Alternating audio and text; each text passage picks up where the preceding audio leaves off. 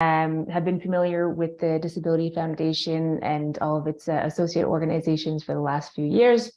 I've been working with Fable for the past 2 years, working with Shane in hiring accessibility testers for our community. So we employ assistive technology users to test the products and apps of our customers.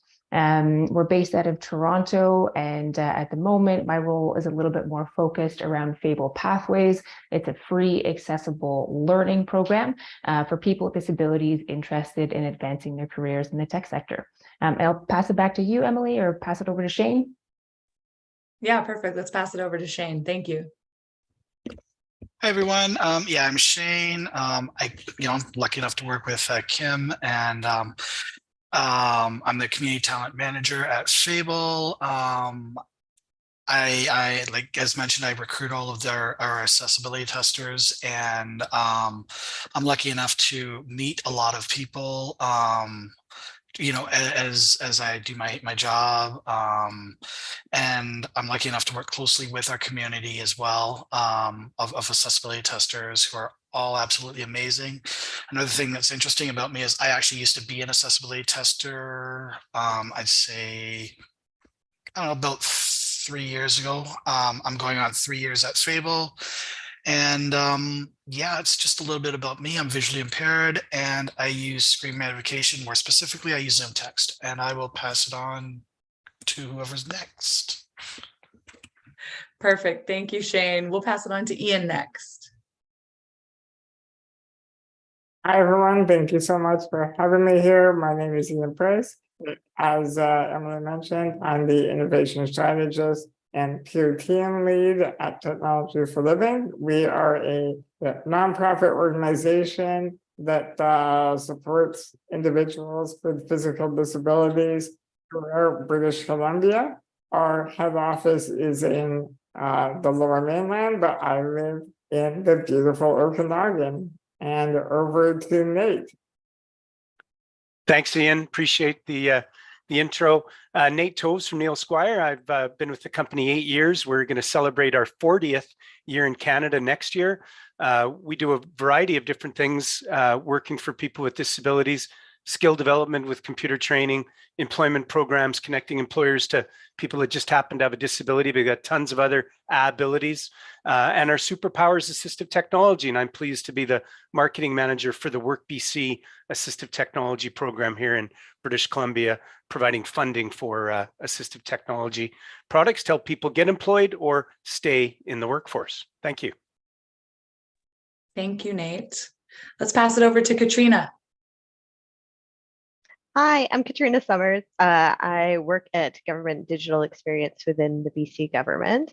So Jen and I co-lead digital accessibility, strong focus on content strategy, understanding how digital accessibility works for people or doesn't work for people, getting people to really understand what the rules are and how to do that in their work. It's a big job and a big shift in culture that the two of us are trying to do. And I will pass it over to Jen. Thanks, Katrina. So as Katrina said, we work together in Government Digital Experience for the BC government. My name is Jen McLean. I'm the team lead of web governance and digital accessibility, which is so many words. I also identify as neurodivergent, and I have several invisible disabilities as well. I lead the digital accessibility auditing program. I say program, it's just me currently, but we're manifesting a larger program. The purpose of that program is to use a combination of automated and manual testing on government websites, web applications, mobile apps, videos, and documents to assess them for their accessibility compliance and to help build capacity internally with developers and product owners. Fantastic. Thank you all so much for being here. I'm now going to pass things over to our hosts. So please welcome Dave Thompson, Community Outreach Coordinator at Richmond Center for Disability. Dave lives with physical disabilities and uses his experiences to teach his community on a wide variety of life improvement topics and life skills, including digital accessibility and assistive technology. He is dedicated to serving and improving his community. Take it away, Dave. Hello, hello. Hi, everybody. Thank you very much for the introduction. Yeah, I'm Dave Thompson from the Richmond Center for Disability. And my big thing is that before I got here, and I was also, just like Shane said, I was a user, then I bought the company sort of idea, the old joke. But my big thing is trying to make anything accessible to the lowest common denominator. I think we have definitely got a long way, but there's still a long way to go. We need to be able to make especially digital accessibility to that person who doesn't have to become an advocate and a noisy sort of, and know all this stuff to get it. And that still happens a lot in the community, is that, oh yeah, I had to make myself an advocate, then I found all this stuff up and I went and did it. But we need to, there's not everyone can do that. They're not capable of it and they shouldn't have to. We need to be able to get it to that lowest common denominator, that person that's just starting their illness that doesn't have those tools. And that's sort of my goal with doing things like this. Absolutely. We're glad that you can be a part of the conversation. I'll let you Great, take it thank away you. with some questions. All right, so we can get started. I just watch my head going back and forth to screens here.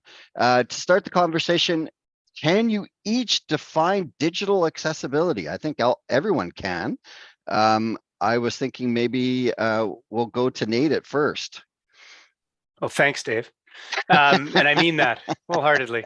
Well, to me, and I'm not an expert on anything really, but digital accessibility means that all the people, regardless of whether of their ability and disability, can access the digital world that we're living in today, whether that be the computer, on the internet, watching television, listening to a podcast, any of those things where you're not in a physical space with another human. That to me would be digital accessibility. Great. Anyone else have anything to add to that? From a more technical standpoint, maybe Kim? I think Nate did a really great job summarizing. In terms of the technical aspects, I wouldn't call myself an expert, but really based around equal access. Everybody deserves to have the same access to the things that Nate mentioned, so the same access to information, to resources, and to products.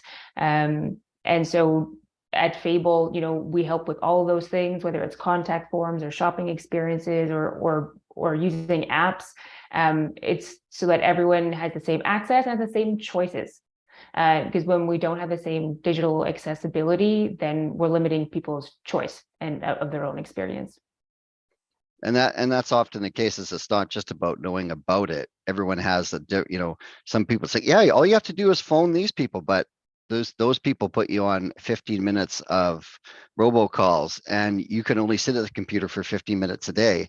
So you have to keep coming back every one. Hopefully it gets quicker, right? And that has happened to me. That happened to me many times. It's like I have a set time on my computer. I can't waste almost all of it on a hold, right? And that's a great example. And I think it's a great point that everybody has their own experiences and their own needs. And so by creating an accessible digital experience for as many people as possible, and so people can engage with those digital products in many different ways, then everyone has that choice to interact with it in the way that makes sense for them. Awesome. So I'm just taking a look at, I have to keep switching mouses here. Some of our survey respondents said that barriers to the internet and digital services prevent them from using them. Do you think the internet as a whole should have accessible standards for all websites? So that's a sort of a standard on all the different magnifications and all that sort of stuff. Or is it too hard to achieve? Is standardization too hard to achieve? Ian, how about you start with that one?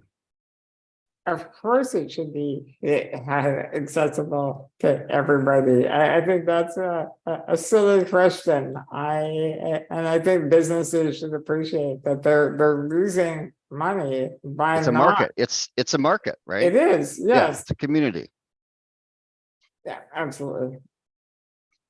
And like when we moved in, when RCD moved into the mall, I've kind of been sort of promoting that, you know, it's like, this is a community. We have people that will spend and buy, and you have to sort of look at it that way.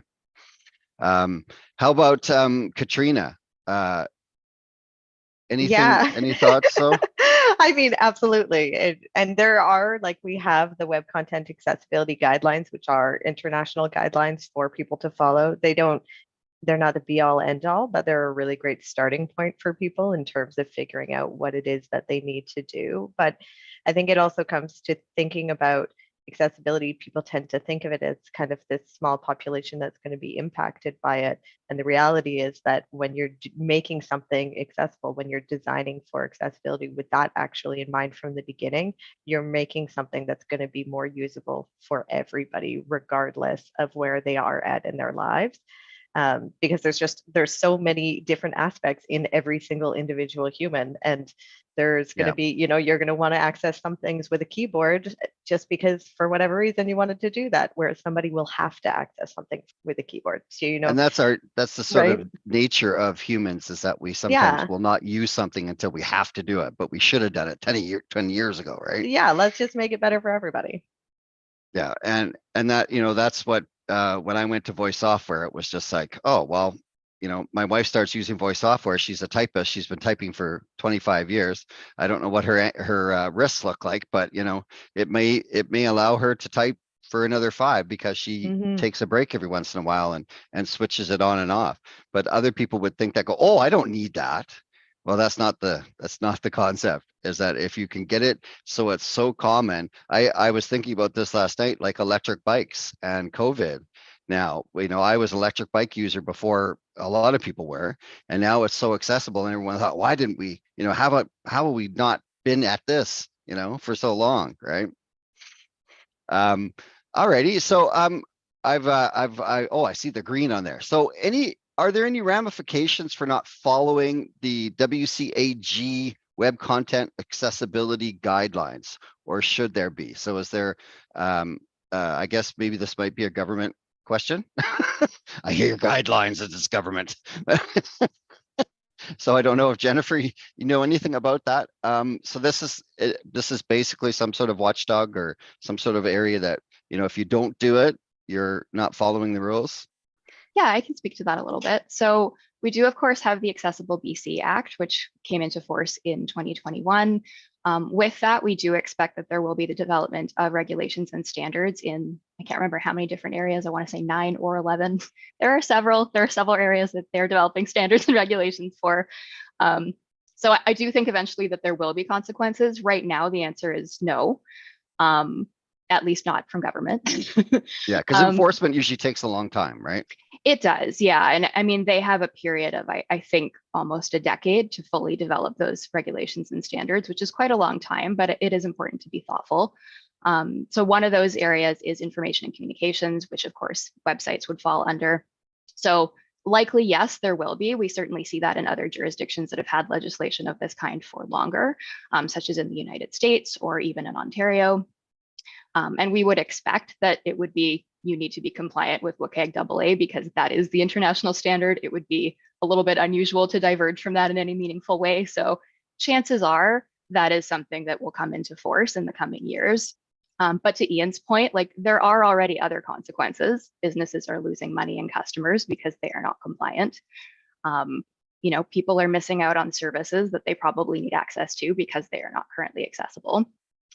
And then people are becoming vocal over social media sometimes, yes. and things, that issue, which, Yeah. you know, isn't always suggested, but it does have its place, I guess. Yeah, exactly. I mean, ideally, individuals would not have to hold organizations accountable. That is certainly not an ideal state. That is not what we want to see.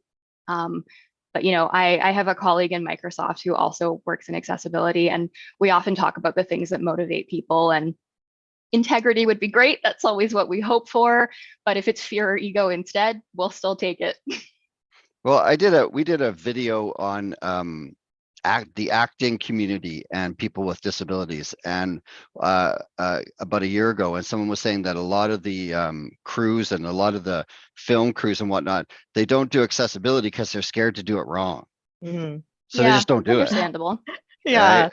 I mean, I get Which- that, but But also, yeah. I would just add to what Jen was saying about what is there is, I mean, the other thing is that in Canada, the federal government was sued successfully more than a decade ago Mhm. for not having accessible online services. And they were sued using the Charter of Human Rights. So that is our, Canadian charter that applies across the board, that is across the entire country. A legal precedent has been set. So there is risk in that because a court decided already that this is a human right. This is something that people should have access to. So we may not have specific stuff in place at the moment, but there is already this is covered as a human right within that charter. So just something for people to think about in terms of Awesome. the risk associated. Yeah. So we go to another sort of definition question, just so there's some people that may not know. I think I'll call on Shane for this. How do you define assistive technology, since you sort of use it actively? I have a father-in-law who just recently passed away, who was also had vision issues. He had retinitis pigmentosa, and he used a very large mouse and talked. And then when I would have to ask him, when he'd have to ask me to help him with the computer, I'd like, can you please shut that off? It's driving me crazy. Yeah, to me, assistive technology is anything that helps somebody to be able to do the same thing that others are doing, and it could be anything from a screen reader to screen magnification to things like a head mouse or eye gaze, or to a portable CCTV or a full-size CCTV. So for example, like anything that, for me, like for example, like years ago when I started losing my sight, I honestly was pretty ignorant about assistive technology, and I didn't even really realize anything about it. And I remember seeing my very first piece of assistive technology, which was an actual CCTV, and then Zoom text. And when I started losing my sight, I thought I would never, ever, ever, ever be able to use a computer again.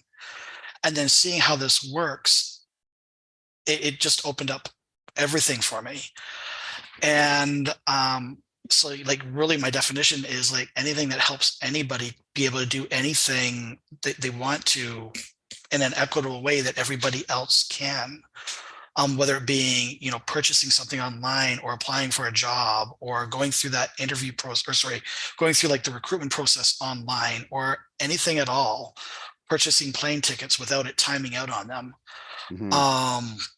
Just anything. So that's kind of like my definition, if that makes Well, any sense. there's that empowerment and that confidence. I know, Exactly. Later on in his life, my father-in-law, it was his window to the world. It was his only access to anything. He hardly left his room, and whatnot. And that was his last sort of bastion. He could still absorb news and hear everything and have conversations. And if he lost that computer, that was it. Sort of thing. So we tried to hold on to that as much as possible. When I first got sick, my first assistive technology was one of those grabbers, those reacher grabber things. Yep. And it was amazing to me because now I could help my wife pick up our son's toys. And I could feel like, that she didn't have to do one more extra thing that day. Right. Exactly. Yeah. Awesome. So I'm not reading this. Many of our survey responses said that's a great way to increase, but I can't see the rest of that question. I don't know if it can be expanded. So if I sort of go, oh, there we go. Okay, now I can see it. So the digital accessibility is a way to have accessible features incorporated into websites and digital services before they launch without need for special mods. So is that possible, and how would that look? I don't know where we can go with that one. Maybe we'll start with Fable. Kim? Sure, I'd love to. As you're reading the question, Dave, my eyes were getting larger and larger. Just because your it's hands, like, no, just getting really more excited, more excited response. So we work with our customers to a term that we use is shift left, with the idea that accessibility is included in that development and design process earlier and earlier. So as opposed to creating a product at whether it's a physical product or digital product, the process could be similar, as opposed to creating that product and then saying, oh yeah, let's have a look at accessibility and make sure we're good to go. It might be more costly. It definitely will take more time, and most likely it will not be as accessible as if accessibility was included in that process from the outset.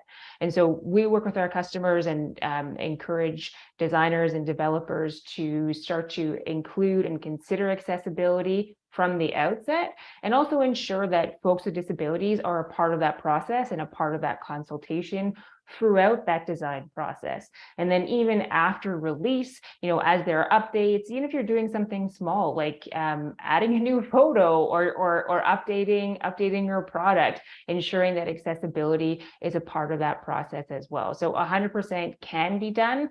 Just takes a bit of a shift in mindset, and sometimes if you're working with a larger organization, might take a little while to get organizational buy-in. And I imagine for both Jen and Katrina, that's going to be part of your roles, working with the provincial government, a larger organization.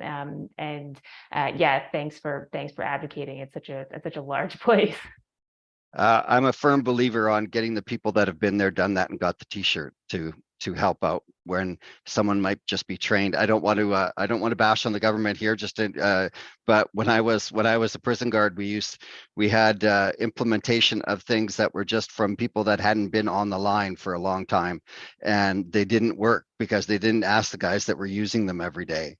And that was always very frustrating. But I will let you guys protect yourself now, Katrina. No, I mean it's true. It is really, really hard to get this in a large organization like ours, and it can be quite disjointed in terms of approach to web.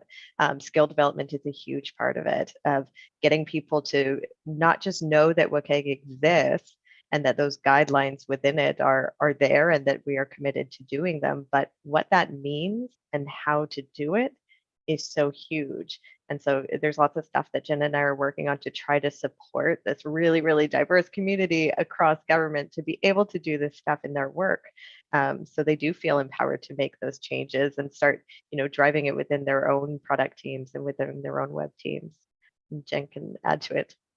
Yeah, I mean, I would just say that it's a tricky balance sometimes, because no developer wants to hear that they're not doing their job well. That is not welcome feedback ever. So it is having that conversation of, no, you did a great job, but here's some things you maybe didn't know.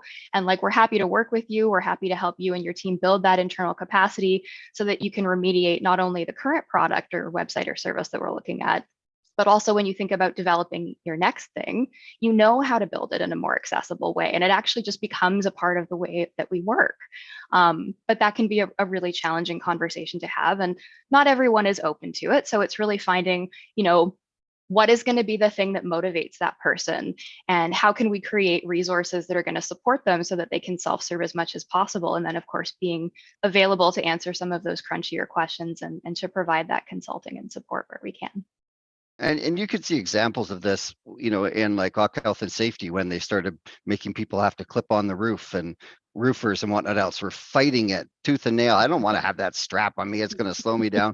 And we had a program here in Richmond where it was called accessible at home. So you made one bathroom accessible, you made one door entry, you made one light switch and one electrical plug accessible at the building stage. Didn't have to be the whole house, just had to be enough so that someone could visit you or stay there for a certain amount of time, right? Yeah. Nate, did you put something in the chat? I don't know if you wanted to just read it out for us. Yeah, well, it's, as we talked about in our meeting yesterday before this event, is that it's got to be done right from the start. And it's exactly the same as a physical environment. you know, if you build this place and it's not accessible to somebody in a wheelchair, as an example, and then you have to tear a bunch of stuff out and remodify, that costs a fortune. If they'd have just built it to begin with for all the people, because we're all, you know, and I say this a lot in my travels, if we live long enough, most of us will have a disability, whether it's a vision, a hearing, a mobility, whatever it is. We all, or almost all of us, age into some level of disability. So let's build it, whether it's we're talking about digital today, let's build the website. Let's teach these folks that want to learn these skills right from the word go, not a side module that they can take as an elective. It's got to be part of the curriculum so that they're building it with that code built in. They understand the meta tags to explain to somebody that is low vision or blind what's in the picture, and all that. We strongly believe that if you build it that way, and that's how these young developers learn, eventually, hopefully we don't need to have this conversation again. Yeah, it's just muscle. It's just muscle memory, right? It's just muscle memory. They just do it like everything else. It doesn't have a big underline or, oh, remember we have to put this in sort of thing, right? All righty. So I think that that's definitely something that we all agree on from that sort of point of view. One of the other so here's a big thing. Let's talk about respondents of physical disabilities are not aware of the assistive technologies to assist them. And that's kind of my big thing. What are some of the assistive technologies for people with physical disabilities, and how can someone start to research what they might benefit from? Because I hate when people said, oh yeah, you should have known that about a long time ago. Well, how am I supposed to know if you don't tell me, right? Nate, you probably the best one to sort of start off on that, but. Well, thanks, Dave. Again, not an expert, but I work with a bunch of really good experts. I've just put in the chat, askjan.org is the job accommodation network in the United States. They have a wonderful resource that shows the gazillion different assistive technologies out there. There is a lot. One of the big things in our process is an assessment by an occupational therapist to understand what somebody's dealing with as it relates to, and most of the work that we do is either in training, education, skill development for an individual that has a barrier, or from an employment standpoint. So understanding truly what that individual's disability is, how does it impact the activities they're trying to accomplish? And then they work with one of our assistive technology specialists. So it's not always simple. Are there things that are simple? Absolutely. In fact, on our phones and most of our PCs or Macs today, there's a ton of different accessibility options to help people listen to content or enter content into some sort of platform. But when it comes to somebody with a more challenging case as it relates to their employment or skill development needs, that's where the professionals come in and really have an understanding, because that's the work that they do every day of how does this impact this individual? What are the tools out there? Are they software, hardware, high tech, low tech, ergonomics, hearing aids? And so it is a bit of a process. And sometimes it's the cost of that process that becomes the barrier for the individual or the company. And that's why we're blessed to be a part of that Work BC assistive technology program that removes those barriers, that gets those people the help that they need, whether it's the individual or whether it's the employer that's trying to hire inclusively. It is a process, but there is help out there for businesses and individuals to move that needle forward. Awesome. So I think we'll, Ian, I think you definitely someone who can talk about this and maybe talk a little bit more about the cost from your standpoint and what you guys do. Absolutely. So another great resource I find is peer support groups. I found some of the most useful information that I receive is from individuals who have similar barriers or face similar barriers. So that's been a huge help. For cost, everything that our organization does is at no cost to our members. It's a free membership. And this really helps people who we're like it's a barrier. Finance is a barrier, and we really try to overcome that, allowing people to have access to the technology for free. And yeah, that's that whole piece. As soon as you know what it is and if you can use it, and you should be using it at that stage. Let me just roll up. Can you guys? Does anyone else that I want to throw in there? Maybe Shane. I'm just moving my screen here. Just trying to think, like, yeah, cost of like I'm located in Ontario, and we have something called the ADP, so Assistive Devices Program. And what it is it helps people who need assistive technology be able to purchase it, and it'll cover 75% of it. And then, like, you're responsible for the rest. However, there is Ontario Disability Support Program as well that will cover the other 25% if you're on ODSP is what we call it. And other organizations that back in the day that I accessed to get one of my first, or I think it was Zoom text, was like service clubs, and it was actually the Lions Club that helped me, and they helped me get my very first or second, I can't remember, but it was Zoom text, and it was awesome. So, like, reaching out to different service organizations, you just never know who can help with it. So, just reaching out where you can and when you can, and ask I as always many try to tell people that if your family has been involved in a union or anything like that, service clubs or anything, that there may be scholarships and whatnot available, it's always 100%. a good thing to check in.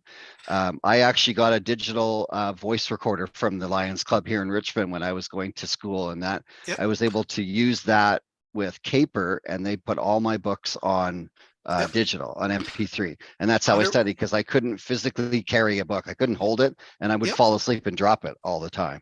Exactly. And when I went back to school, they had all my books, digital format as well, and it's amazing that the stuff is out there. And when you're in school, there's so many scholarships and grants that a lot of people don't even apply for. And I always say, like, apply for everything and anything, and you never know what you're going to get, because it's better to possibly get it for assistive technology or whatever you might need than it going to waste. Yeah. I was able to get a grant I thought it was great, because it was called the Lifelong Learner Scholarship. And you had to be over 25. So you didn't have to fight all the youngins for the money. I thought, okay, I got a chance at this one. Exactly. And that one was awesome. And they helped me out with, I think it was $4,000 per semester. And I always tell people, go on those sites, make sure you never, one thing with all those scholarship search sites is they should never ask you for money. So if they ask you to pay anything, then that's really not legit. And again, you can put in all your parameters and you just get email. I used to just get emails saying this one's coming up. You got a week to write an essay or whatever it is, right? Exactly. And don't be afraid to ask questions.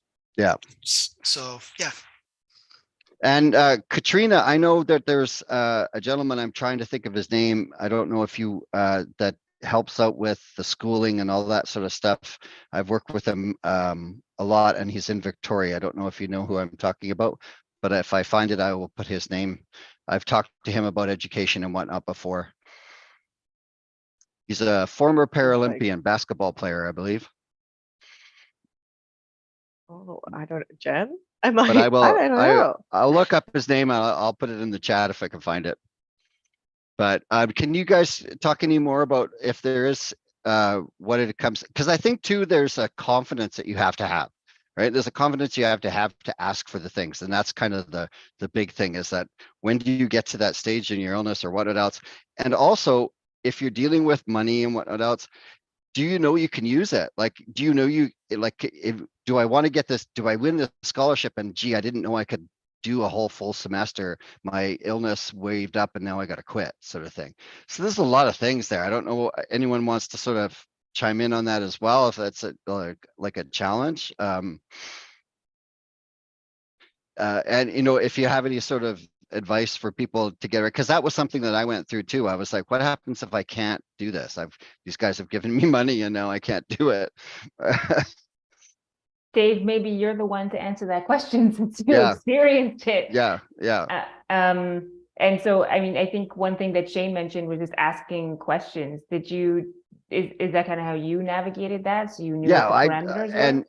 But it was still sort of in the back of your mind going, I hope that this is the right time, that I picked the right time to do this. And, I don't have to give this money back and try again and whatnot else. But I think that's the whole thing that I'm sort of saying, is that we want to make people as questionable as possible, not just the ones that are super confident and got it all planned and ready.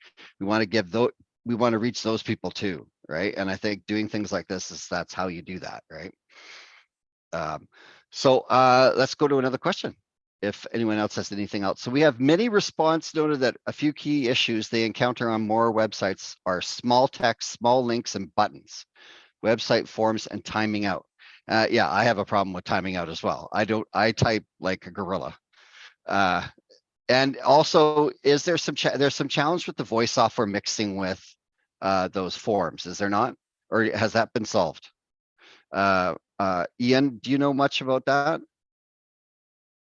It is getting better, but contact forms, fillable forms have been an issue over the years. Navigation bars, alt tags are still overlooked at times, which is shocking to me because they've been around forever. But yeah, there are little things that could be improved on for sure across the board. All right. Okay. I can, so yeah, I'd love to jump in as well. Sure. I saw when you were kind of starting this question, Dave, I saw nods kind of across the panel. I think the things that you mentioned are just such common experiences. And so one thing that I want to say is that often this is not the user's fault. And I think if you're a relatively new assistive technology user, you might not know. But kind of the start of this conversation, some of the folks on the panel, including myself, talking about websites and apps being built in a way that they're accessible. So again, just in the same way that the physical environment can be built in a way that is accessible, the digital environment can also be built in an accessible way. And so things like forms timing out, yes, a form does not have to have an end time. It's not like a thing when you make a form that pick a time, you've got to have a time. That's not a thing. So 100%, and it just kind of, whoever's designing that form needs to have that knowledge and understanding that, for some folks, it might take a little bit longer than it would take them to complete it. or maybe there's a button that you can click saying, I have need time more on time. this user. Yeah, right. Yeah. And then, but to the point of some buttons being unlabeled. And so, whether you're a screen reader user or a voice navigation user with something like Dragon or voice control on Apple products, sometimes buttons aren't labeled properly. And so you can't get to where you want to go. And same thing there. Yes, buttons can be labeled in a way where they are compatible with those assistive technologies. And so often what ends up happening, just calling back to one of your earlier questions, is that people don't end up using that resource, and so they'll go somewhere else, whether that's information seeking or product seeking. They'll go somewhere else and they'll tell their community about the one that worked for them. So there is a business case for it, and unfortunately, when the decision makers are looking to enact change, dollars and cents often play a part in it, but there's a very strong business case for making your digital product accessible.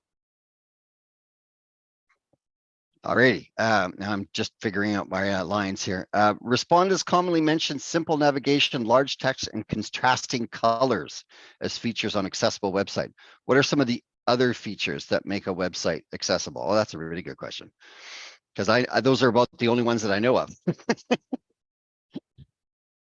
But I know our guys here do a lot of it. So Jennifer, can you guys maybe start off there? Yeah, I mean, I think the first one that popped into my mind was headings, using them correctly to create semantic structure on the page.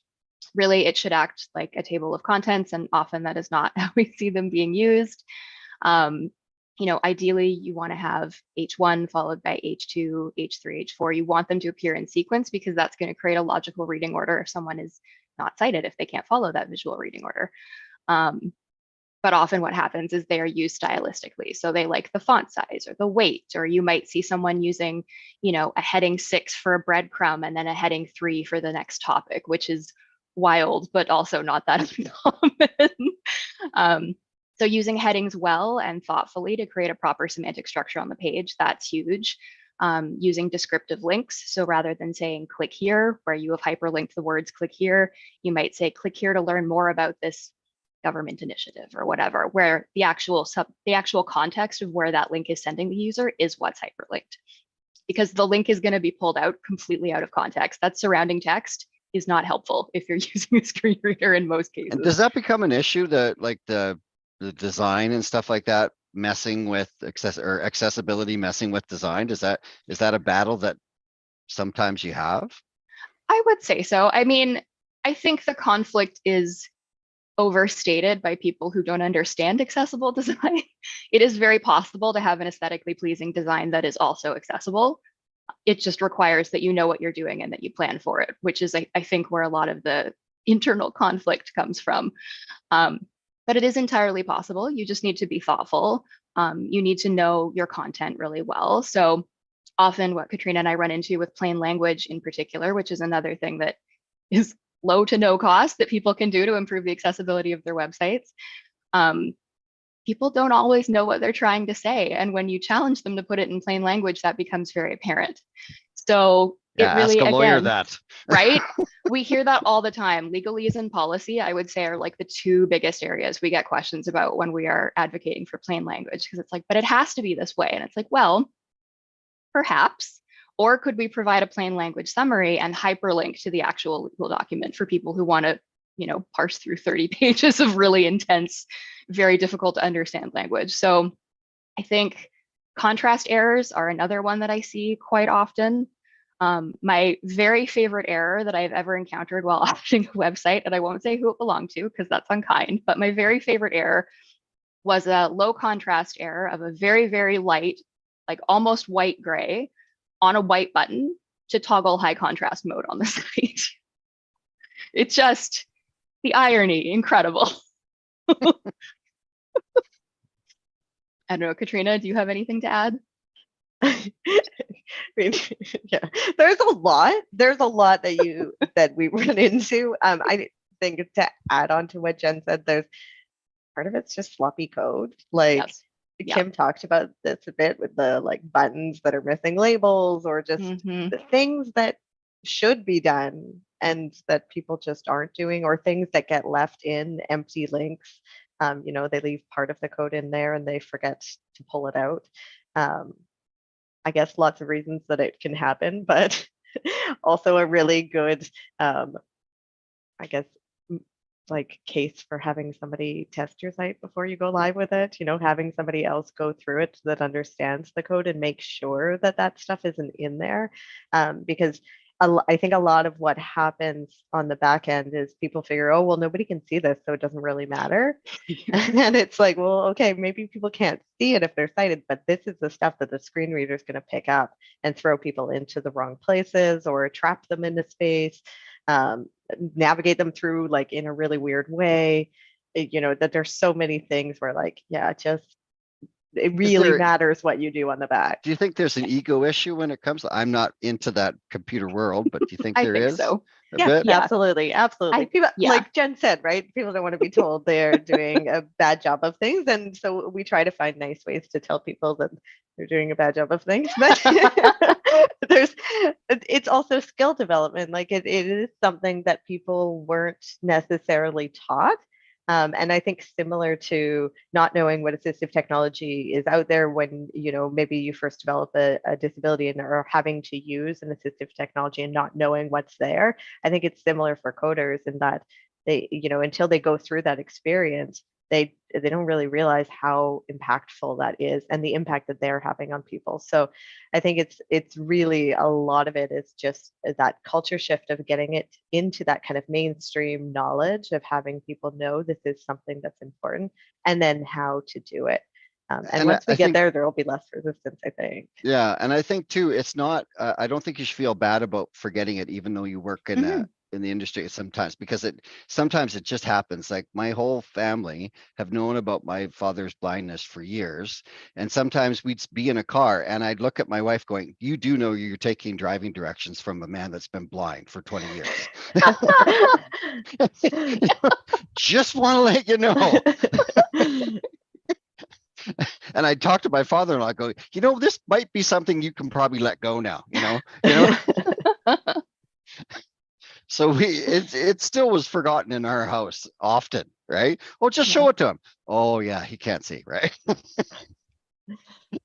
And I think if we get that to that place, we're not worrying about, oh my God, I'm going to see something on Instagram or someone complaining, or and that whole thing about what I mentioned with the actors worrying about someone, being mad and putting something on Facebook about it, than just trying to learn how to do it right. Yeah.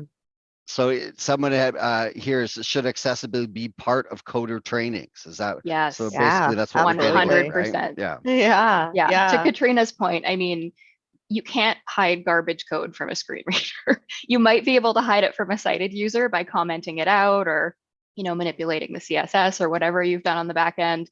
You cannot hide from a screen reader. If you have been sloppy with the way that you have constructed your site, if you have not been thoughtful about it, it will be very apparent. And like to Katrina's point about sort of the hidden elements of what makes a web page work, things like keyboard navigation are very frequently broken. Or like, I would say almost overly designed site headers, navigations with drop downs, like they almost always go sideways when it comes to assistive technology. Toggling different states, like on a search bar, hovering over, buttons or fields to trigger some kind of action. Sometimes that can be a really good litmus test for whether or not a developer has any understanding of accessibility, as if they're using focus states. Not always, but sometimes. But yes, absolutely, it needs to be a part of their training. I remember we run a community of practice called the Accessibility Community of Practice. And two of the guests that we had a while back were the founders of GAD, Global Accessibility Awareness Day, one of whom is a developer. And he was very clear. He was like, if you are a developer who has not educated themselves, who doesn't think this is important, you are not good at your job. And I appreciated how direct and blunt he was, because I agree, this is not optional. This is something that everyone needs in order to access information and services, and that is their right. We have a university close to us, KPU, and their interior designer instructor would put people in wheelchairs for a whole day to sort of, because again, it's that battle between design, oh, this looks good, but that sort of idea as well. So that's definitely something we can all, I guess, agree on.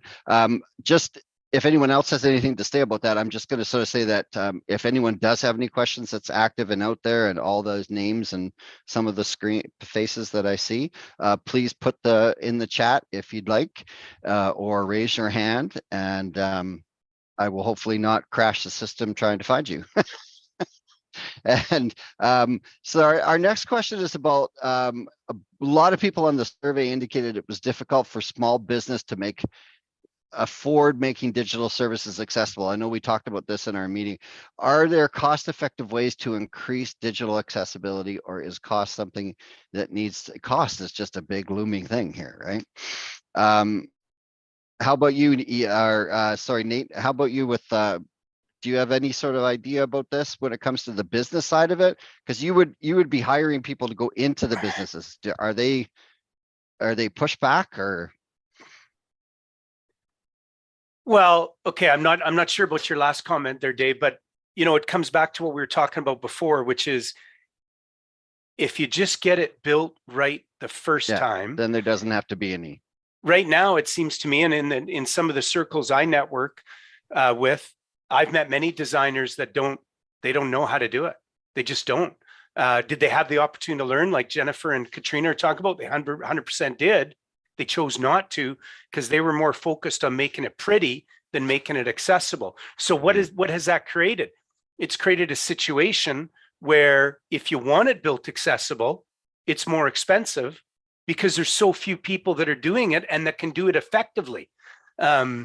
And that And knowledge that's a transfer barrier. isn't going, it's not getting fanned out, it's getting That's right. funneled Yeah. in. It's become a super niche area, whereas really it should be absolutely mainstream and widestream. So there are some products out there, and I know the one I'm about to say could cause people to go one way or the other. I know somebody in our office does not like this product. It's called Accessibility, and it is an add-on and I can see Jennifer, she's not happy about it, it looks like.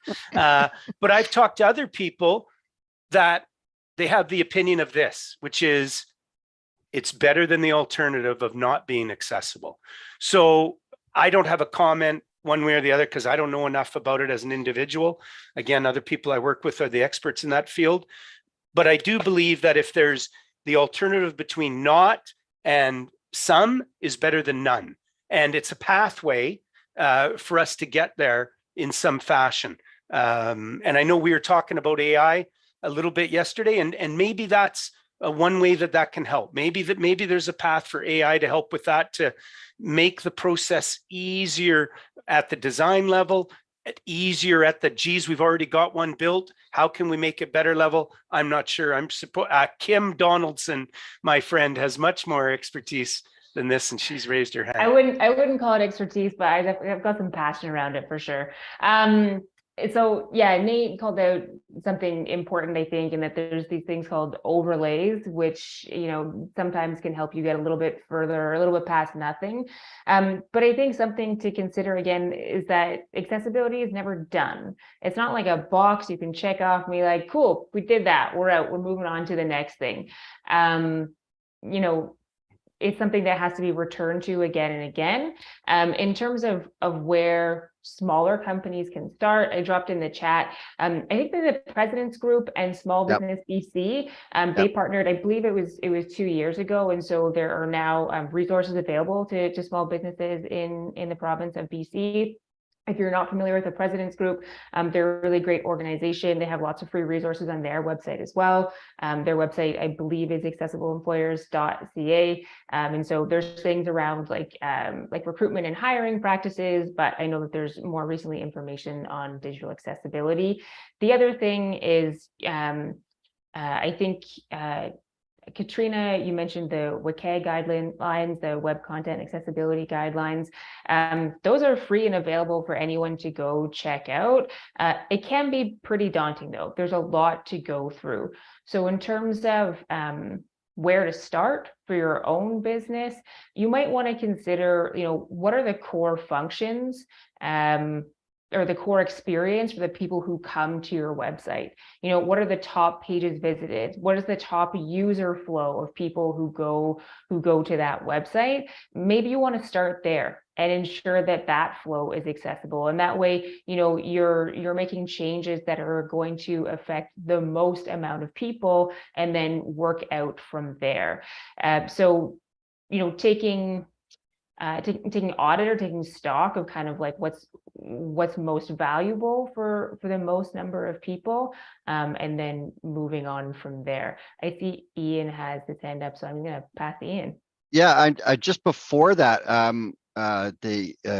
my bosses online here have wanted me to. I was reading one of the comments from Maninder about from the start. The thought process should be, what if the person is blind? How will they make use of this product, software, or website? What if they cannot hear? How will they, so on? And then develop the product and software around there. So that low common denominator. Same thought process should be when designing physical buildings. What if someone can't manage stairs? We'll see a positive change sooner. So it's all basically around that same, start it at the start, right? Go ahead there, Ian. Throw down. Thanks. Quick comment. So there are accessible WordPress templates that developers can use as a starting point, especially for those who aren't experienced in coding and web development. I think that's a good place to begin. Alrighty.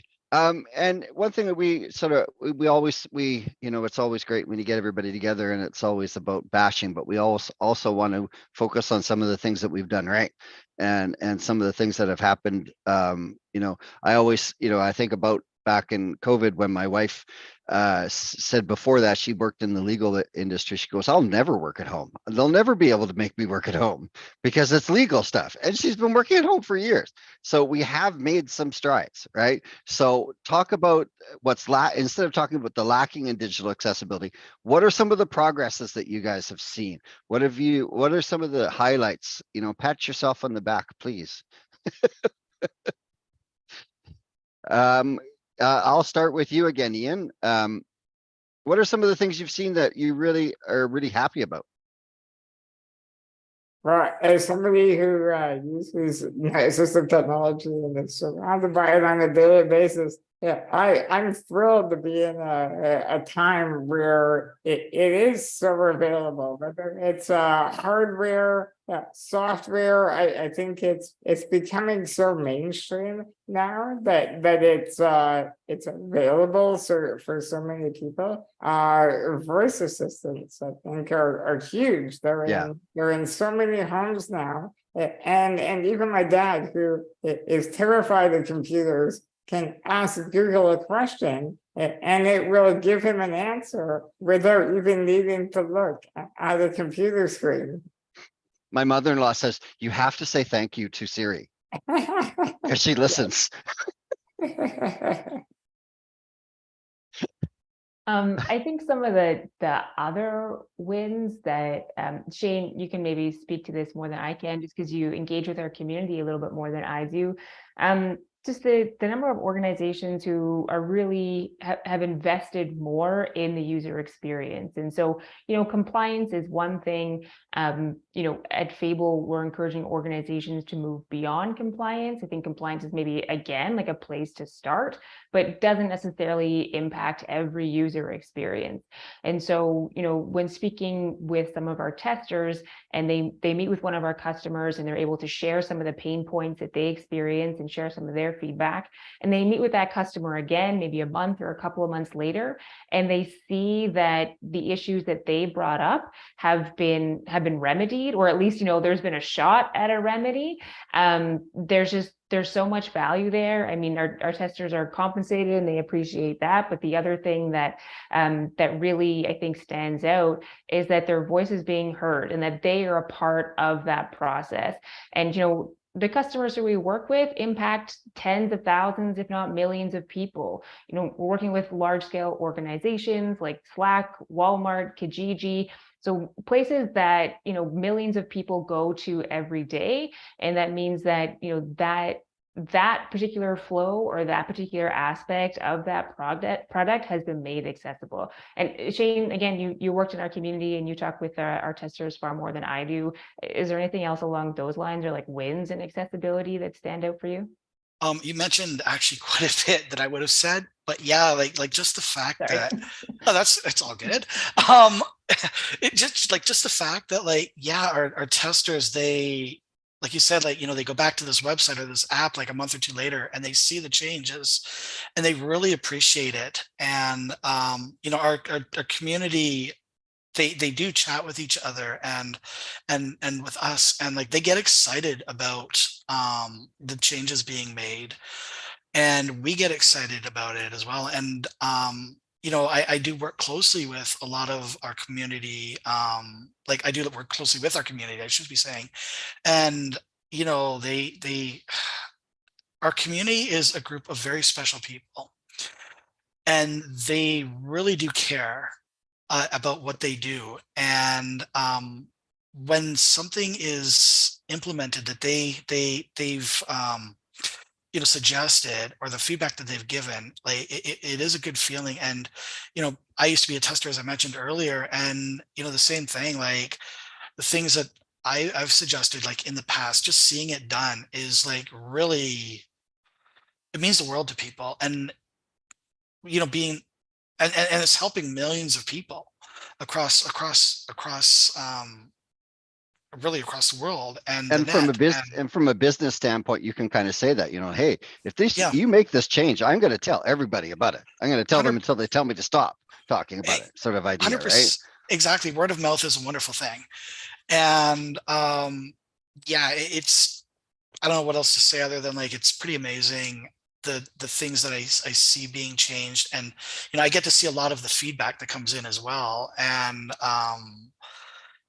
seeing that it's actually being implemented with our customers And it's is so amazing. great that you guys use people that, like I said, been there, done that, got the t-shirt sort of idea. Because you think back to that old cartoon where the Boy Scout, helped the blind lady or across the street, and then he took her the wrong way. It was like, well, thanks to the help, but I was going that way, sort of idea. Yeah.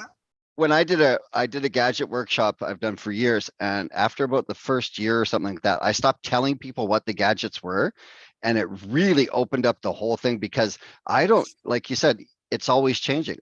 This person, if I tell them it's for this, they may not grab it, turn it upside down and go, I've been looking for, this is exactly what I need. But if I tell them, all of a sudden their brain says, oh, that's what it's for, and they don't think past that, right? So that's another great sort of pat in the back, just so to say. I had a question here for Fable. One of the key aspects of your company is that you work directly with people with disabilities. So I'm basically saying what I just said, to consult accessible disability services. So can you explain what it looks like? Because I signed up, but I haven't done anything yet. So maybe you can help me start. Shane, do you want to take that one? So do you want to know like how it kind of works as a tester, or do you want to know like, okay, so cool. Basically, what happens is our customers will submit what we call as requests, but what it is like the test or the task flow, or it might be an interview or a meeting or something along those lines. And what happens is we will release it to our community of testers, and our community of testers, to what that customer is looking for. And depending on what type of request it is, our testers will, whatever tester accepts that request or is doing that request, and depending on what type of request it is, let's just say it's a task flow, for example. And a task flow is basically a series of steps that a tester will follow exactly, or will follow on a website. And it might be, say, step one, navigate to the main menu and select banking. Step two might be navigate to business and select it. Step three might say sign in to your account using the provided login credentials. And as they do this, if there are any usability or accessibility issues that come up, our accessibility testers will report those through our platform, Fable Engage. And what happens is when they put this information in and the feedback, they say, hey, this is something that I found. Maybe it's an unlabeled button, for example, and like I cannot hit submit to log into this website to complete this task flow, and because the button itself is not is unlabeled. And what happens is in this particular request type, the feedback that they give, like usually it's this is what the issue is, and this is how I suggest that it can be fixed. And I don't mean coding, but I mean like this is I suggest like labeling this button, and maybe they suggest how to label it. And what happens is like this feedback goes back to our customers, and they take this feedback, and our customers take it, they really do care. And as we mentioned earlier, they will implement this feedback, and a month or two later, maybe this tester will go back on that website and, hey, this has been changed.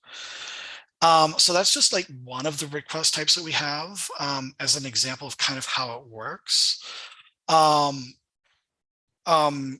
Our testers, they can work as much or a little as they want, as long as the work is there, and it is flexible work. And it's, we have this community of amazing people, as I mentioned, and they also are there to support each other as well. And by that I mean, like, we do have like a wiki that they chat with each other about, and maybe their assistive technology has done an update and something's just broken now and it's just not working, and they'll actually help each other with it. So like, we yes, we do have the the business side and where, we are, helping our customer with their websites or apps, but then there's also that side of our community engagement with each other and engaging with customers and our community as well. By doing this type of work, they're like gaining so many skills, such as like organizational skills, leadership skills, time management skills, communication skills. There's all sorts of skills and experiences that they're gaining, and they can actually, they can, it's helping them with their, they can put it on their resume and use it in interviews. It's just, a huge wealth of experience that they gain working with us. And, we get excited for them and with them. There's a lady that I found out about a couple years ago that was, I believe, a model or something, and she contracted Lyme disease, and she started up a website mostly for I'm on it. I don't see a lot of jobs my sort of way, but it's mostly for the digital sort of and computers and whatnot. It's called Chronically Capable. I'll look up the link for that, and they're a great site as well. They're doing that same sort of, and I think that's one thing that COVID has helped with, being able to expand a little bit, and people can get those jobs. Like I said, but my wife never thought she would work from home because of the legal issue with her paperwork and whatnot else, and it was solved. And, it's as necessity, mother of invention sort of idea, right? And those are paid positions that you do at Fable. Absolutely. Yes. Okay. All of our testers, they're paid. We believe that they should be paid for what they do, and we pay them a decent rate of pay, and we don't pay in gift cards or anything like that. We pay them real money, and they should be decide what they want to do with their money, right? And yeah, it's absolutely, it's 100%. They're paid, and they get paid monthly. All righty.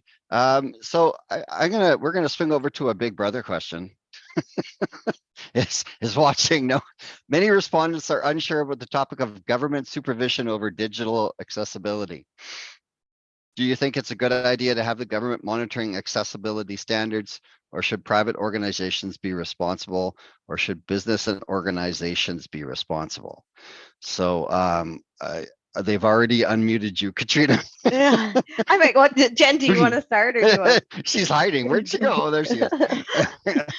I mean, yes, someone should certainly be administering it.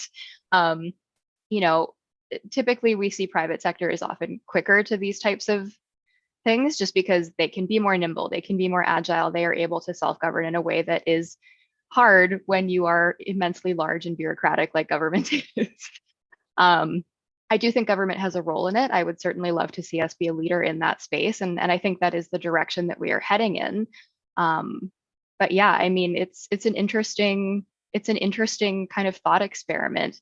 I would be hesitant to have sort of individual businesses or organizations set their own standards, because I would want to see consistency and compliance and good governance, which obviously we have a role in. In terms of what that looks like at this stage, I'm not entirely sure, but I don't know. Katrina might have some thoughts. I mean, I agree with everything you said. I think we see a lot more progress being made in the private sector. Also because there's that money side of it, of customers and clients and competing with others, and and the government, we don't have competition. You have to come to us. Like, it's like unfortunate for you, but we have the thing that you need, and so you have to come to us. And so it kind of creates a space of non-competition, where we're definitely not as far along as many private sector areas. That being said, there's some areas that are going to be doing better than others, and others that will be more resistant. And particularly when you get into like really small businesses where there's this perceived cost of doing it. And I think really that perceived cost is that skills development of, like, if people knew that it wasn't actually that difficult, presumably you have a coder who is creating your website. If they just knew what they needed to do for their code, then it actually wouldn't be that big of a cost. So I think it would be great if government gets to a place, and I don't know how long it'll take us to get there, but where we have some sort of, regulations around this, where there is accountability and governance, and where people can, flag stuff that's not meeting that. And that does exist in other places. The US has stuff like that. So, people can be held accountable, because if you're just kind of left to your own devices and you don't feel like you need to and you don't feel like you want to, then you shouldn't be able to just not do it.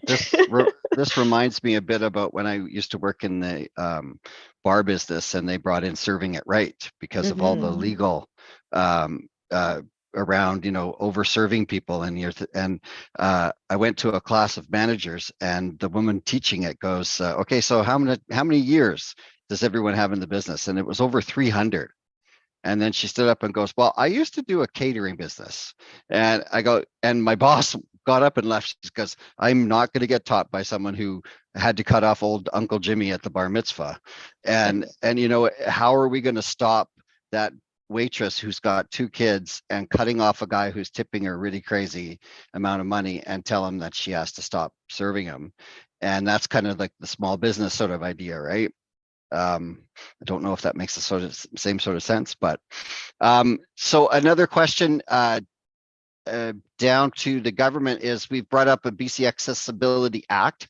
What are some of the government of BC's goals in regarding the improving digital accessibility of your services? Before we get into that, Nate had his hand up. I don't know. Did you want to jump in, Nate, before we move on to the next sorry, question? I missed that. No, that's good. Hey, thanks, Katrina. I appreciate that. Dave, pay attention, will you, buddy? Okay, sorry. No, seriously, and this is where it's really important, from my opinion, as somebody that also is a small business owner, that's where the training, the people that do these websites. If you're expecting me as a small business owner to learn how to code on top of everything else, forget it. Not going to happen, right? No. Not for most of us.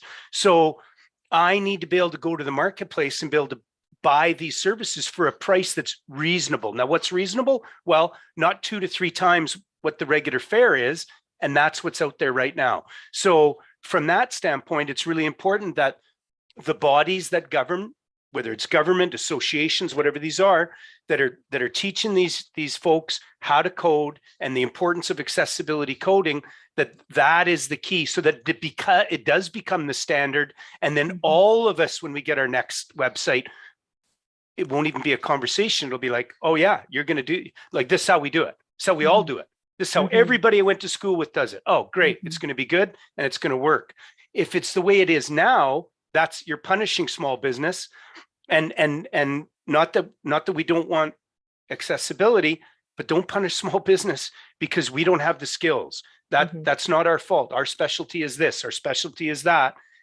Get the people that do these things, hold them and their associations, their educational institutions, their bodies, hold them accountable, so that when we go to the marketplace, these things can be acquired at a fair price, whatever you deem fair, don't attack the low-hanging fruit, right? Right. Right.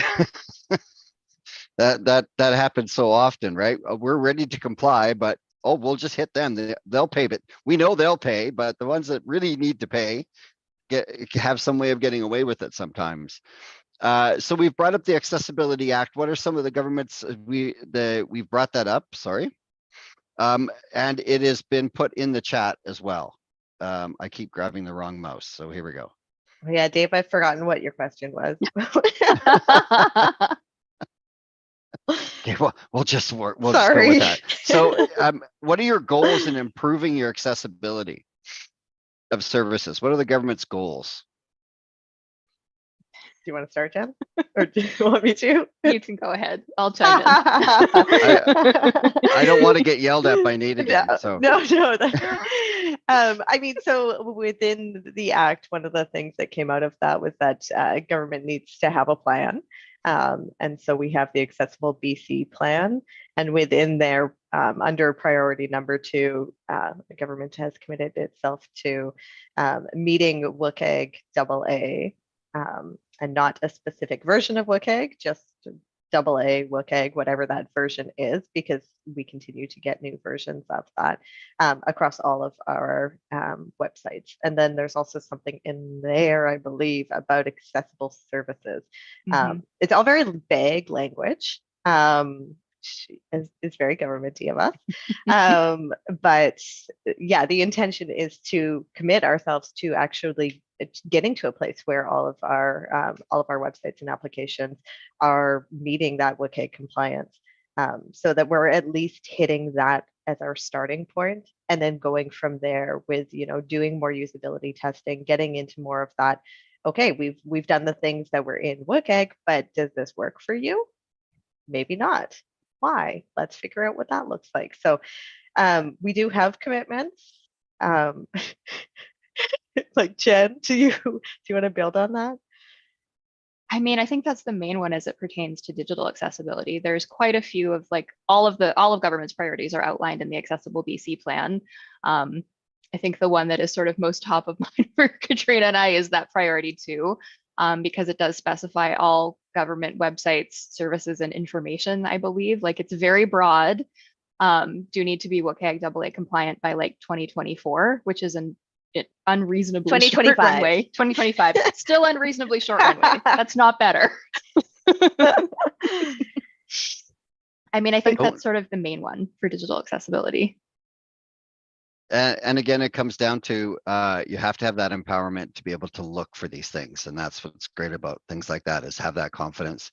All you guys are doing stuff to give people that confidence to ask about it, because there's times in your illness where you don't have it, and and that's the, you know, being able to go in and say, oh, you know, did you know you can ask for this? You know, yeah. And you have to get past that.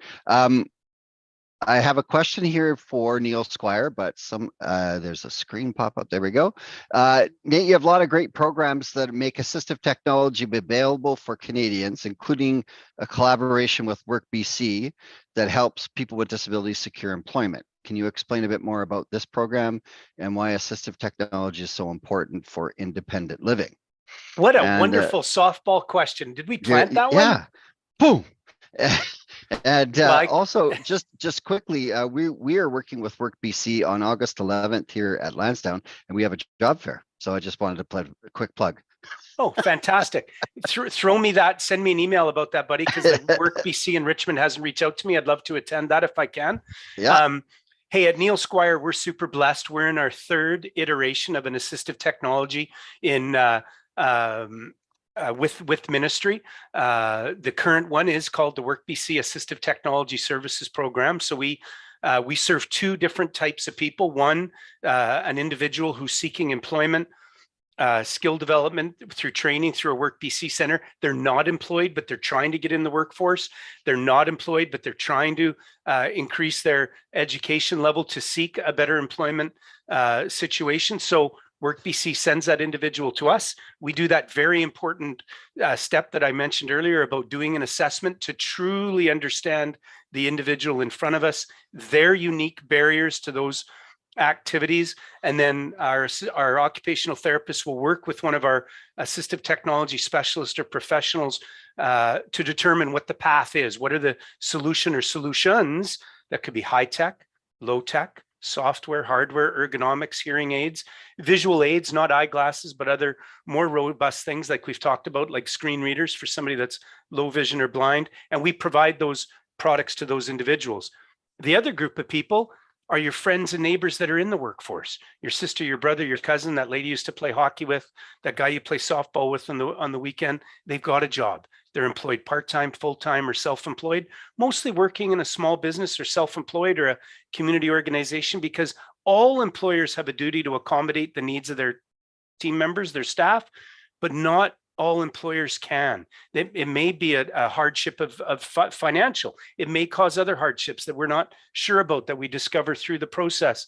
So our focus is small business for those folks, but the process is the same. They apply, we vet their application. There might be some back and forth. Once they're approved, same thing. Do that assessment, generate a report, work with our AT specialists. Now it is means tested to a point where we have to look at, for people, especially if they're employed, We have to look at their income or family income, if they're a family unit, less expenses, but we look at a 30-day window. So if somebody needs hearing aids that are $4,000 to $8,000 a pair, and at the end of the 1 month period, they have $500 that's unencumbered, that's their contribution to the hearing aids. We don't have to look at their entire yearly income. We just want to see what they have, their ability to contribute. The program's well funded, we'll look after the rest. If they're employed and they've got benefits, them or their spouse or both, we're going to collect all those dollars. But the program's amazing. And here's what it's done. It helps 800 to 1,200 British Columbians every year either seek and achieve better employment goals or outcomes, or more even equally important, stay in the workforce. Because what we don't want to see is somebody fall through the cracks, because once you lose those employment opportunities, it's often much harder to get back in the workforce. So Neil Squire's been doing that. We're going to celebrate our 40th birthday next year. We have a robust employment program that we run federally as well, where some of that same activity happens, where that person with a disability, we help them get the tools that they need to be successful in the workplace. And that's the key. Thanks, Kim. Appreciate that. We will invite you to the party because we're having one next year. I promise.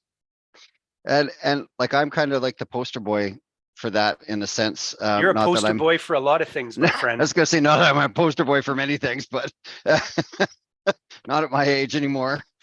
But I work 15 hours a week, and that's where I've gotten to in 25 years of my illness. But if I hadn't been able to get access to a lot of that and go back to school and whatnot else, I was basically put on a shelf. I got CPP, and that cut my payment from my employer in half.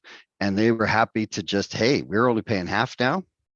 Just let him work it out until he's 60, right? And they just basically put me on the shelf, and my brain was dying, and I was getting worse and worse every day. And I said, I got to find out how to do this. I don't want to disappear. So, and I hope that we can help other people with things like that in the same situation, not to get too sappy and teary-eyed on you. No, but Dave, you are the poster boy for that example of, you found where the line was. Yeah. And that's okay, because nobody at the end of their workday should have to go straight home to bed and just not have any sort of life outside of that. And I know you have found that balance, and you know where that line is for you, and you know when you get a self-care, and you know when you can dig in and dig deeper, and you know when you shouldn't, and that is all part of the process too. And if assistive technology can help somebody do that, then that's a win, right? You get that functional range, I call it.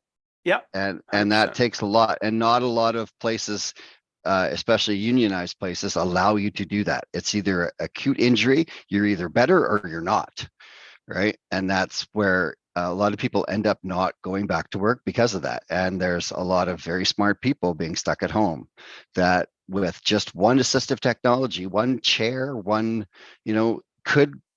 the change could be huge, and it's still happening.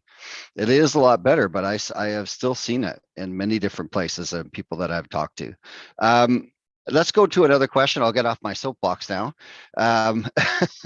Ian, you work directly with people with disabilities to improve accessible technology, and your offerings through your peer group, which is, I think, another one of my big things is, I used to tell people, it's like, I don't want to talk to another doctor. I want to know how that guy who with my same illness is climbing the gross grind. How is he doing that? I want to know that.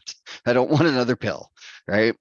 Can you talk more about this program and some of the valuable contributions people with disabilities have made to the program? Absolutely, and I couldn't agree more. If I want to learn about what it's like to be on a ventilator, I want to speak to somebody who is on a ventilator. So that's the whole point. Peers utilize their lived experience with assistive technology to promote an inclusive environment for everyone. The peer team also facilitates connections between people with disabilities and relevant organizations, like Neil Squire. And by providing technical and community support, peers help peers overcome barriers and maximize independence. And that is the great thing. We as soon as you get everyone together, sometimes you don't you might not find everything else, but you're in the right spot, and you know that those people, and that's kind of like what I say. The stuff that I found out, if I just keep it to myself, what use is it? And so I basically say this year my word was collaboration, and I want you to get sick of seeing me. So, I love but it. Yeah, yeah, no, and it's that's that isolation part, is that people will fall back into that, and that's just the worst. Especially if your illness or your injury was quick. Your change in your life is massive and fast. I became a man of about 30 years older than I was within a 6-month period. And that's just imagine that, right? And it's all of a sudden and people would like, oh, what are you going to do now? Okay, I just had my career ripped out from underneath me. Give me a little time to figure this out, right? So we had talked about this in our pre-meeting about AI and robotic technology, which is very hot. Do you think these advancements are positively benefit digital accessibility? I know that there's one of the strikes for the writers and everything, and the actors is all about using the actors' likenesses or lessening them with AI or something. I was just reading that for the strike that's going on down in the States. One of the things they talk about, Dave, is the ability for the movie houses, any sort of where these folks' likenesses and images can be used without their consent moving forward into perpetuity. Right. That's one of the things on top. And then the writers are afraid that they will use AI, which if you've ever used ChatGPT, you can ask it to write a playwright or a play for you based on this, this, and this. And it's frighteningly fast at what it can do. So they're really afraid of the writers, human writers, losing that ability to use their craft. And to that, I'm like the ChatGPT. That is a great resource for people if you are looking for how to fix something and you're not sure how. You can do things like say, how do I create an accessible button? And it will give you the code. And so there is lots of like really positive things that it can be used for. Always fact check it, obviously. I hope that goes without saying. It's so like a really confident employee. The first time I used voice software on an email, I put a little thing going, if I've asked for your firstborn male child accidentally, please ignore. I was so scared because I got so lazy so quick, right? Yeah, there be used for good. Kim has her hand up though. And Ian also had his out. Yeah, Ian, I'll throw to you first if you want to chime in. Sure, yeah, I saw what I was going to say in the chat as well, but it's wonderful for converting text into plain language. If you don't understand something, copy and paste it into ChatGPT and say, explain this to a 10-year-old or to a 90-year-old, and it will simplify it for you. What about medical information? Have you tried that? I have, and it oddly enough, it told me exactly what my specialist told me. So I don't know if my doctor is using ChatGPT or if it's just on point. Some plagiarism going on somewhere. That's awesome. Yeah, those are some really great specific examples. Another one that comes to mind is, I know that Microsoft released Copilot, and one of the functions it has is it can summarize all of your emails. So you have 90 emails and can summarize them into whatever, a couple of minutes of listening. And Dave, to your point, you shared a personal example of being able to sit at your computer for 15 minutes, or maybe that was another example of just in general. And maybe that's, maybe that's something that affects you. You can't spend a lot of time on screens. And so that's maybe something that can help you, and that's AI. Even, and AI has been slowly being put into our lives over the past several years. You can think of even when you're writing a document or writing an email and it has those text prompts, right? So it might have a prompt to, seeing a couple of nods. So a prompt to finish your sentence or finish a particular phrase, that's AI. Right. And so, you can hit tab instead of hitting 12 different keys. And so can save some of those keystrokes. And that maybe, that could really matter for some folks. The other thing, I think, AI is still relatively new, and we have such a great opportunity to make it accessible and to Mhm. make these products accessible. And that's really exciting. You know, whether you know we as a community will be taken up on that is yet to be seen. But yeah, I know that I have one colleague in particular who's just really delving into the AI space specifically so that she can have a thorough understanding of it and advocate for accessibility within the AI space. Like I remember saying that my father-in-law had a problem with voice software. He couldn't use it because of an accent. Mhm.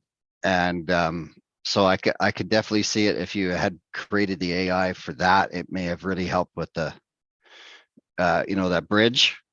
You give the AI, you give the accented voice to the AI, and he reprogram, you know, process it to something that the dragon speak would understand. Would that work? Not being an expert in AI or Dragon, I'm going to say yes. Dave, Yeah. how old is that version of Dragon? Oh, I'm not sure, but it's I know that's kind of one of my pet peeves is how Dragon got bought up recently, right? Yeah, so And Dragon was purchased by Microsoft. Nuance is the company that invented yeah, Dragon. And I have over the not liked last, it since it's been changed. I've not okay, liked it. well, fair enough. And who am I to convince you of something, my friend? But Dragon does have the ability actually in the setup mode to tell the software what accent that you're using. If somebody's accent is maybe very, very thick, that obviously could still be problematic. However, Gordon Watt, that works for us, is Scottish, has a very heavy Scottish brogue accent, especially, right? Doesn't he, Kim? Right? Really And very thick. Yeah. really Yeah. very thick. And especially when he's been back home or been talking to his mother over the weekend. But Dragon understands Gordon very well. So the software has evolved over the period of time. And while your comments about Microsoft taking it over certainly are valid, the one good thing about that is Windows 11 has much more accessibility built into it from their knowledge of Nuance. And I'm sure Dragon or Microsoft Windows 12 will have even more of that accessibility built in. So hopefully that's the good news there. This just popped into my head. I have a friend that down in the States that you guys may know of. Her name is Nina G, and she is one of the first female or only female stuttering stand-up comedians. And it just made me think, what is with that sort of issue, stuttering and whatnot else? How does accessible work for that? Has there been any sort of, I know I'm going off Kim, do you have process here, but much knowledge on the oh boy, now I'm gonna it's a piece of software that goes with a hearing aid, and I know a man that uses it who has a terrible stuttering problem, and it is called, oh goodness, I'll find it. Maybe okay. somebody can put it in the just yeah, but it is amazing on how it, after just a couple moments, how he can go from a full stutter to regular conversation. And it was a game changer for this man. And we'll find it and put it in the chat. all right. It just kind of popped in my head. I was curious if there was some addressing there.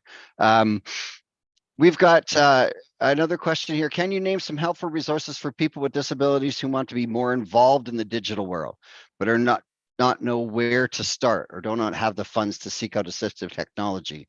So this would be more like clubs or that sort of social media sort of issues, I guess. I know that there's a couple of sites that there's a lot. If you go to the associations for different illnesses, that's a good place to start. That's one I'll throw out there. I don't know who else wants to chime in. So if you have whatever your illness or disability is, a lot of times there's youth groups, if that's where your age group is and whatnot. So that's a good place to start that I usually suggest people to go. I would also suggest and I'll put a link to it in the chat, but there is an introduction to web accessibility that's a free course that people can take. And it's put together by the W3C, who are the folks that wrote WCAG. So it's really good. I totally recommend taking a look at it and taking it if you have the time. But there are lots of free courses within those kind of like edX, Coursera, I know there's other ones, but those platforms where they're providing free education to people. So if you go into those and kind of poke around in different parts, either if you're interested in specifically just learning kind of like the introductory part, or you want to get a little bit more into the coding or user experience or whatever it is that you're looking at, there's lots of courses available for free that people can take. All righty. So what else we got here? What are the ways you or your organizations are increasing awareness on digital accessibility, and how can a community member advocate for the same?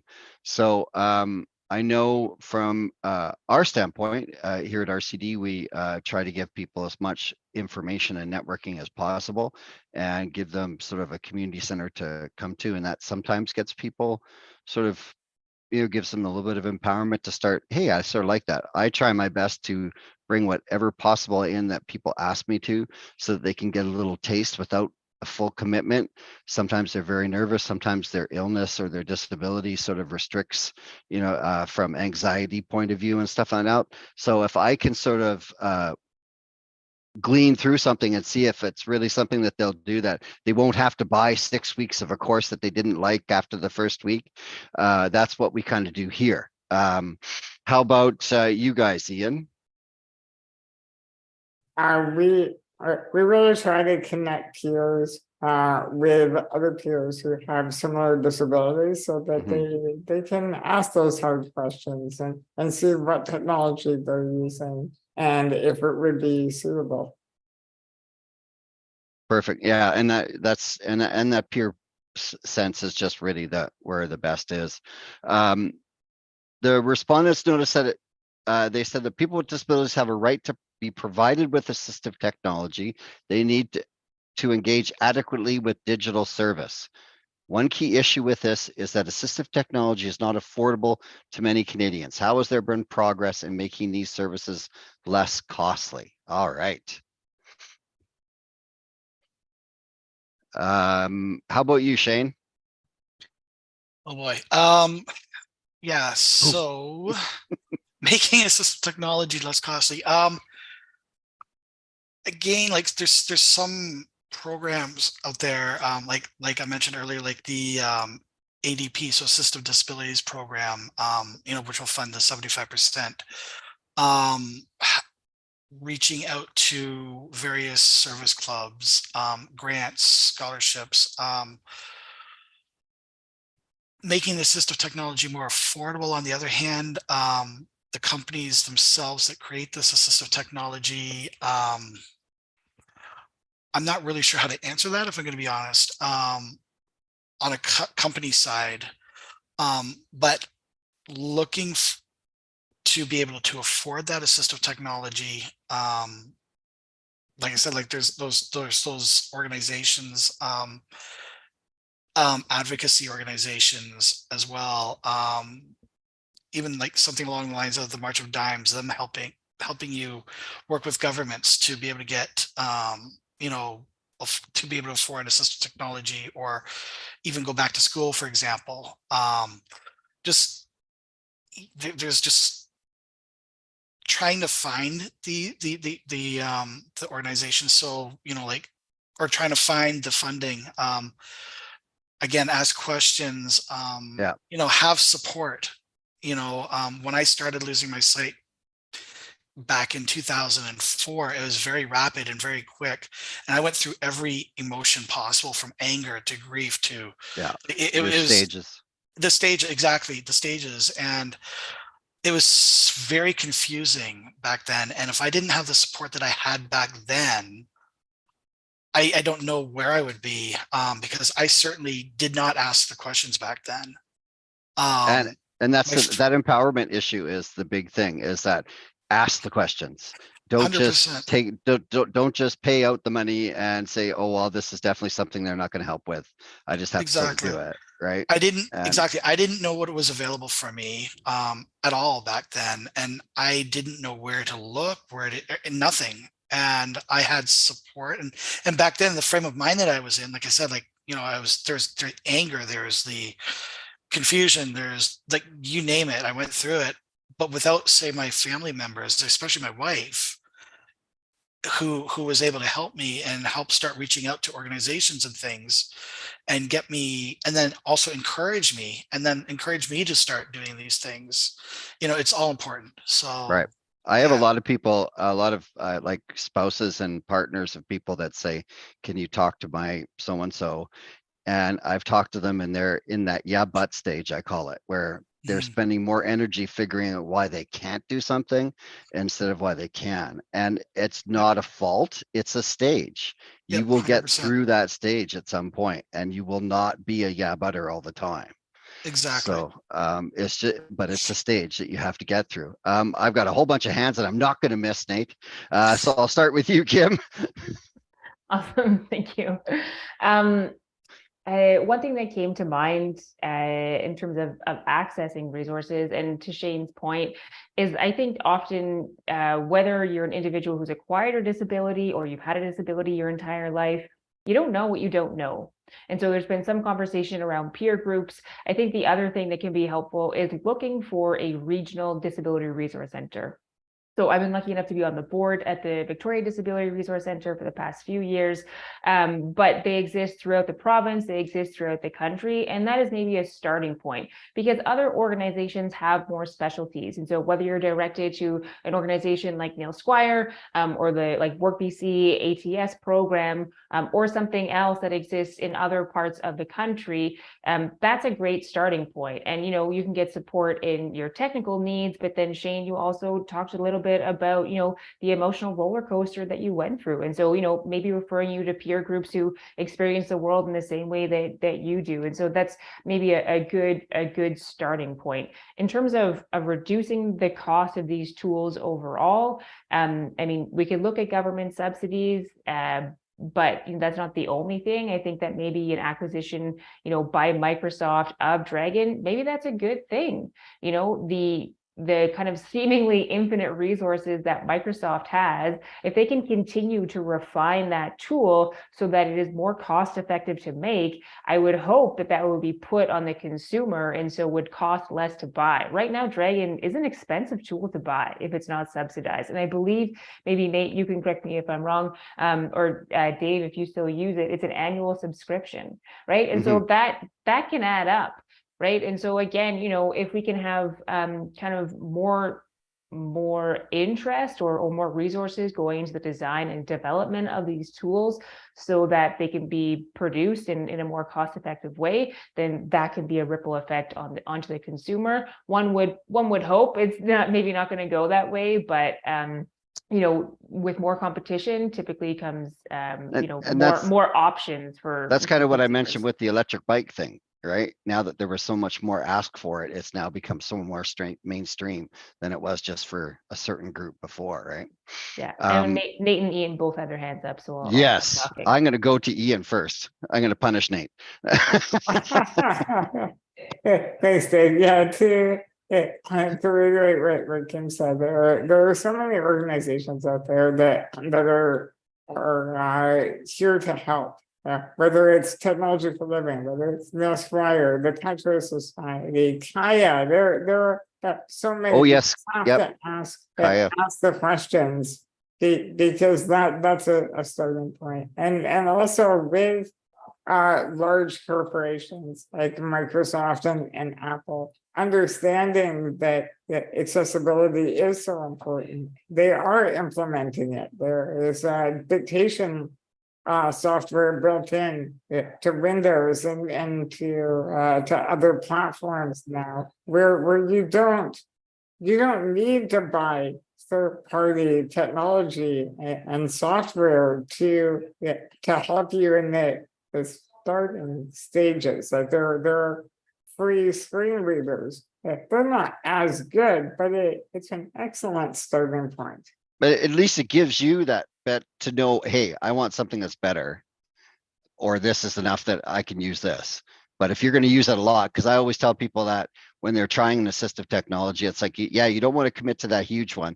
So even if it's like a physical tool, go buy it at the dollar store. It's a really cheap one, but see if you want it. And then you can go out later. If you're using it all the time and it's breaking, because you then go and find a really expensive one or one that's built better, right?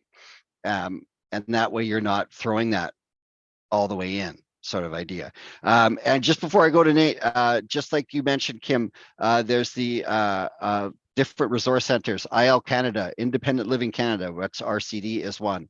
There are many all over the country, from West Coast to East Coast.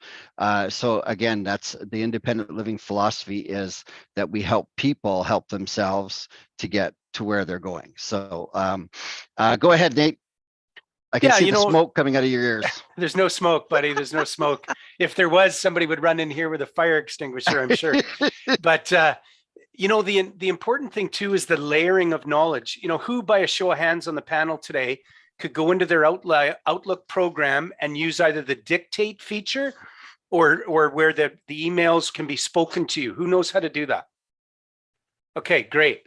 So now imagine somebody that has no knowledge of Outlook, no knowledge of all these things, and now you want them to try and use this stuff. So it takes a layering of knowledge base to get to a point where you can use some of these tools, unless you got somebody there to hold your hand. So speaking of hold your hand, is Neil Squire has two amazing programs that we run either locally called Computer Comfort, or using distance learning called Distance Computer Comfort, where somebody that self-identifies as having a disability and they want to learn about technology, we'll do it for free. We'll either do it with one of our paid staff members or one of our amazing volunteers. We can teach people how to use assistive technologies. We can teach people how to use the Microsoft suite of products, Word, Excel, PowerPoint. We can teach people how to effectively use iPhones and iPads, Google or Android phones and tablets, and give them that baseline of knowledge, so that when they have that baseline, now they can go to YouTube, have a little bit of success, and go learn about a bunch of stuff that way, or have a conversation with their neighbor that's always trying to teach them this high level stuff and they never had the baseline to learn. So that capability is out there, but for somebody that's starting from scratch, you can't just throw them into a Microsoft certified training program, because they can't even get past first base. And then lastly, here's the good news about Nuance. Sometimes when a big company like Microsoft buys a company, they fold it into the big umbrella.